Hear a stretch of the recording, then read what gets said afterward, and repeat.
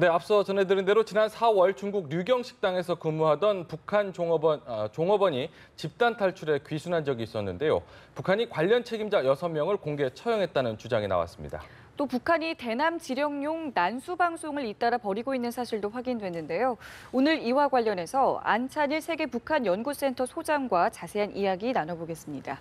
안녕하세요. 어서 오십시오. 안녕하십니까. 네, 먼저 오늘 아침에 새벽에 나온 얘기인데요. 난수 방송을 북한이 했다고 하는데 이게 지난 15일 날 내보냈던 것과 같은 내용이라고 하던데 어떤 의도인지 좀 설명을 좀 부탁드리겠습니다. 네, 올해 들어와 벌써 세 번째고 앞에서 지적하신 대로 이제 6.15 남북 공동선언이 발표된 2000년 이후에 지금 세 번째, 올해 들어와서만 세 번째 하고 있는데 이것은 이제 일종의 말하자면은 대남 공작원 또는 이제 고정 간첩, 지하 조직 이런데 이제 지령을 떨구거나 업무를 보고받는 그런 이제 하나의 네트워크라고 볼 수 있는데 아주 재래식이고 복고적인 이런 방법인데 북한이 이런 것을 재개했다는 것은 최근에 공개됐습니다만 정찰총국으로 이제 합류되지 않은 통전부의 통일전선부의 225국 이것이 이제 교류 문화국이라는 위장 명칭을 쓰면서 거기 이제 윤동철 국장이 상당히 활약상이 두드러지고 있고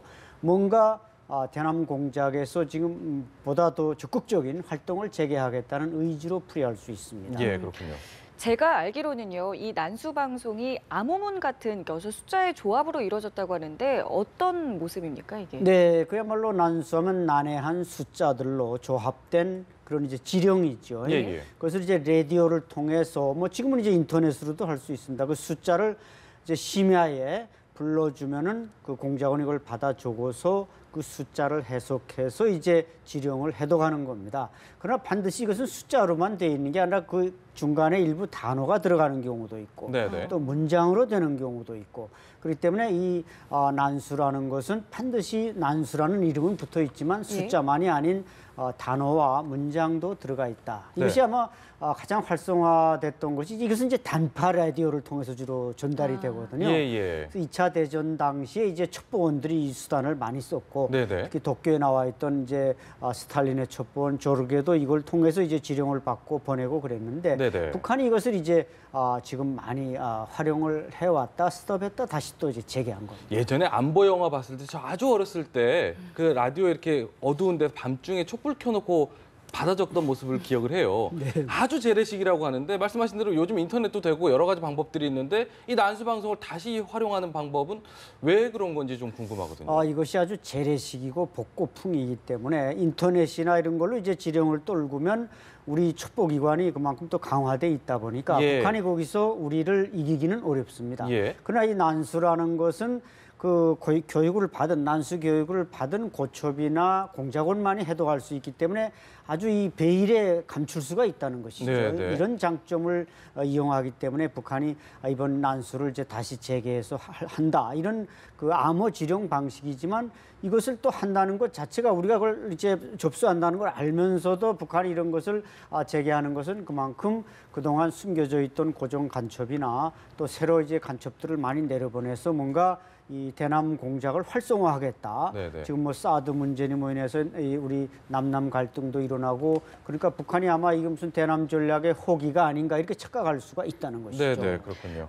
자, 이런 가운데 지난 4월에 이제 북한 종업원들이 집단 탈출해서 귀순하지 않았습니까? 그런데 이와 관련해서 이 관련자, 그러니까 책임자 6명을 공개 처형했다는 이야기가 있습니다. 이게 사실에는 매우 충격적일 것 같은데요. 아마 사실일 가능성이 높지 않을까. 그것도 이제 장소까지 강건종합군관학교. 날짜까지 나왔고요. 날짜도 나오고 이 강건종합군관학교는 그동안 이제 공개 처형을 진행해오는 그 강건종합군관학교, 우리 육군사관학교와 맞먹는 그런 북한의 육군 종합군관학교인데 여기 사격장에서 주로 이제 처형을 했습니다.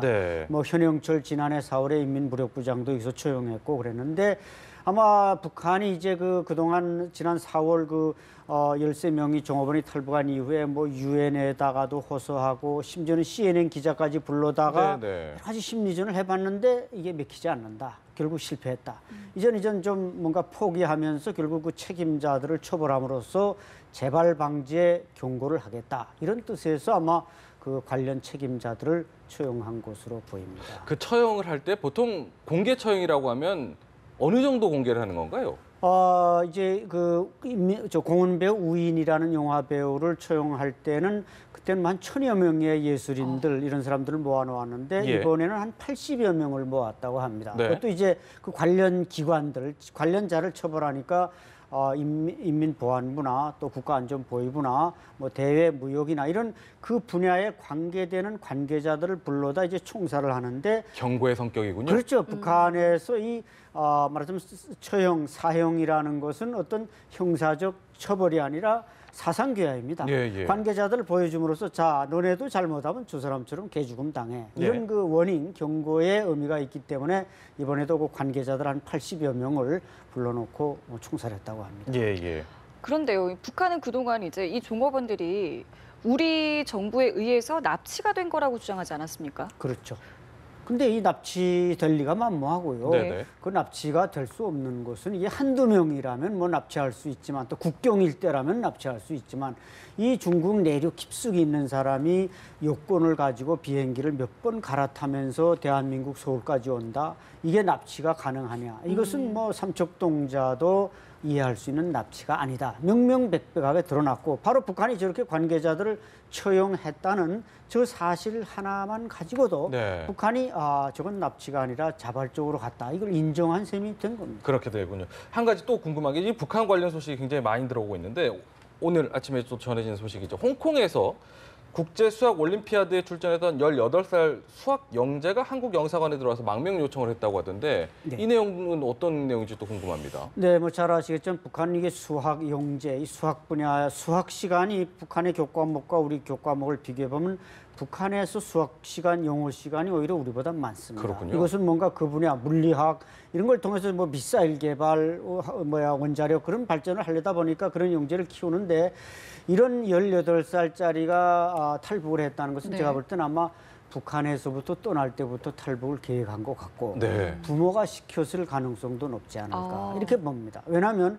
북한에서는 이제 이 뭐 어떤 좋은 데 가는데 그 출신 성분이 우선인데 예. 과거는 이제 모든 데서 출신 성분을 받지만 80년대부터 이게 너무 출신 성분 위주로 하니까 머리 좋은 사람이 활용이 못 되니까 머리 좋은 사람을 좀 활용하는 데선 출신 성분을 좀 완화해라. 그러니까 예. 아마 제가 볼 때는 이 수학 영재는 출신 성분이 좀 좋지 않았는데 거기에 이제 머리가 탁월하다 보니까 뽑혔고 그래서 아마 부모가 내가 그 머리를 활용하기 위해서는 자유 세계로 나가는 게 좋겠다. 이렇게 예. 이제 힌트를 줬을 가능성이 높습니다. 그렇군요. 네, 이번 올림피아드에 나간 학생이 모두 6명이라고 합니다. 그러면 이 학생이 망명을 이렇게 요청을 하고 도주를 했을 때 다른 학생들은 전혀 몰랐을까요?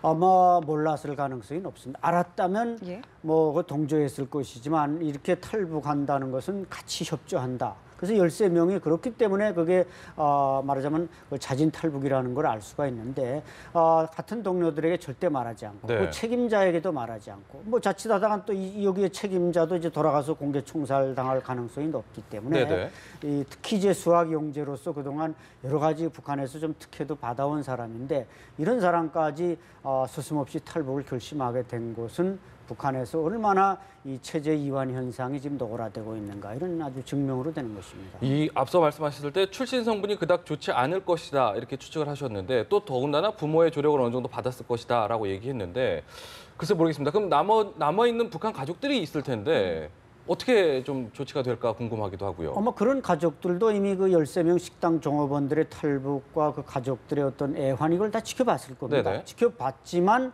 그럼에도 불구하고 내 자식이 머리는 탁월한데 예. 북한에서 자기 아들이 얼만큼 올라가고 얼마나 그 발전할 수 있다는 한계를 부모는 알았다는 것이죠. 예. 그래서 내가 그런 탁월한 머리를 가지면은 정말 대한민국으로 가든지 어떤 자유세계에 나가서 너는 훌륭한 사람이 될 수 있다. 그러니까 멀리 보고 예. 북한의 엘리트들이 요즘 그 식당 종업원 탈북에서도 보듯이 상당히 멀리 본단 말이죠. 북한의 그러니까 김정은 체제에 대해서 어느 정도 좌절감을 확신하고 네. 그런 결심을 힌트했을 가능성이 높습니다. 그럼 그 안에서 어떤 처벌이라든지 이런 것도 감수하고 이걸 각오를 하고 보냈다라고 봐도 그렇죠. 있겠군요. 뭐 최소한 죽이지는 않는다. 예. 또 이제 수용소에 물론 갈 수도 있다. 이런 각오까지 하고도 북한에서 요즘 그 사람들이 내 자식만 잘 되면 바랄 게 없다. 이런 좀 어떤 극단적인 생각들을 많이 하기 때문에 그렇군요. 그런 케이스에 포함되는 거라고 할 수 있습니다. 네네. 예.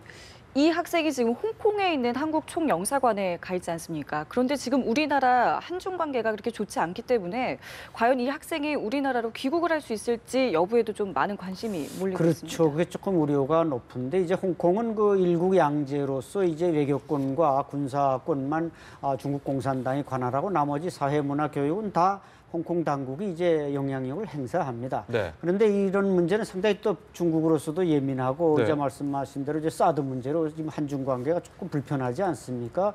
그러나 아마 이것은 인도적 문제이기 때문에 홍콩 당국으로서는 뭐 중국 대사관이라면 아마 거기에 조금 우리가 좌절감을 느낄 수 있지만 네, 네. 홍콩 측에서는 아마 여기에 대해서 어느 정도 협조할 가능성이 저는 높다고 봅니다. 지금 보면은 그 북한에서 이렇게 탈북하는 게 말씀하신 대로 어떤 그런 분위기가 만들어진 것 같아요. 이렇게 집단 탈북도 많이 나오고 있고 오늘 또 알려지기로 북한 장성들의 탈북 가능성, 탈북 이야기도 전해 들리고 있거든요. 그렇죠. 장성이라면은 장군급들 아니겠습니까? 그렇죠. 뭐 지난해도 이제 그 종찰 총국 대좌급이 이제 사실은 장성급에 가까운 그런 레벨의 고위층이 탈북을 했는데 네네. 아마 올해도 이제 지적하신 대로 뭔가 장성급의 탈북설이 모락모락 나오고 있고 또 몰타에서 북한 근로자의 뭐 탈북설도 나오고 있고 네. 어쨌든 이제 북한도 상당히 그 SNS가 발달하면서 네. 그 13명의 종업원 뭐 저런 수학영재 장성 이게 자꾸 북한 주민들에게 알려진단 말이에요. 예. 그러니까 밖에 북한 체제를 벗어나서 나올 기회만 있으면 나도 이 기회에 한번 자유를 찾아보겠다. 이런 어떤 도미노 현상이 일어나기 때문에 당분간 아마 김정은 체제 하에서는 이런 현상은 더 노골화되지 수그러들 가능성은 거의 없어 보입니다. 앞서 공개 처형 이야기도 그런 맥락에서 이해할 수 있는 부분이겠군요. 그러면. 그렇죠. 공개 네네. 처형도 북한이 그렇기 때문에 자꾸 이제 워닝을 하지만 북한 사람들은 이제 이판사판식의 어떤 그 사고 방식을 가지고 있기 때문에 네. 뭐 죽는 사람 죽더라도 나는 살아야 되겠다. 이런 의식이 팽배하고 있는 게 좀 북한 사회의 특징입니다. 네.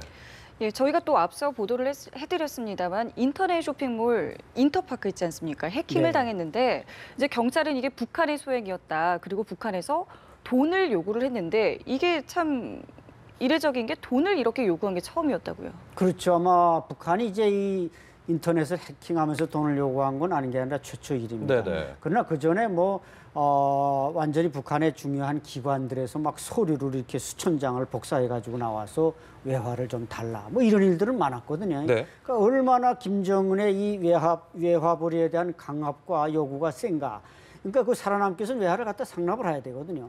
그러니까 이번 아마 저 해킹의 주체도 정찰 총국으로 알고 있는데 네. 워낙 뭐 정찰 총국이 중국이나 뭐 홍콩이나 이런 데서 해킹의 주체가 사실은 대부분 다 정찰 총국입니다. 네. 그렇기 때문에 저 사람들이 뭔가 외화벌이를 위해서 그것도 뭐 직접 현찰을 요구한 것보다 이제 그 비트 그죠 이제 동전과 그걸 합친 것은 뭐 국제 공용 화폐로도 사용이 가능해야 됩니다. 네네. 이걸 요구한 거 보면은 뭔가 북한이 지금 외화벌이 수준이 어느 당대까지 지금 극도에 달하고 있는가 이것을 네네. 읽을 수가 있죠. 지금 돈이 모자라면서 이렇게 쪼여지면서 당국 차원에서도 굉장히 어렵겠지만 그 북한 그 인민들이라고 하죠. 북한 국민들의 어떤 삶은 어느 정도 형편인가 또 궁금한 부분도 있습니다. 끝으로요. 북한 인민들은 아무래도 이제 과거보다는 장마당이 형성돼서 어떤 그 말하자면은 자체로 살아가는데 어떤 익숙은 돼 있습니다. 네. 문제는 그럼에도 불구하고 당국이 자꾸 이 사람들한테 지역 단위,